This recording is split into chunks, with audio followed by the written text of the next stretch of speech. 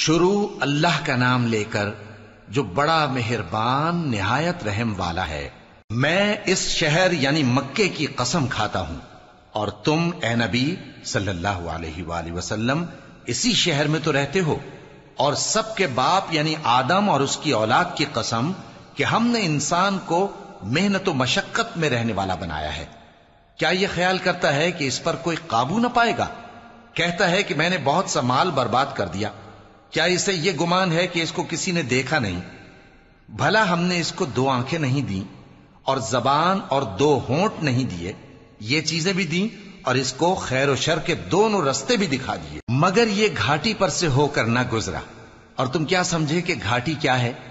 کسی کی گردن کا چھڑانا، یا بھوک کے دن میں کھانا کھلانا، کسی رشتہ دار یتیم کو، یا مٹی میں پڑے کسی نادار کو۔ پھر ان لوگوں میں بھی شامل ہوا جو ایمان لائے اور جو صبر کی نصیحت اور ایک دوسرے کو مہربانی کی تلقین کرتے رہے۔ یہی لوگ اچھے نصیب والے ہیں، اور جنہوں نے ہماری آیتوں کو نہ مانا وہی برے نصیب والے ہیں۔ یہ لوگ آگ میں بند کر دیے جائیں گے۔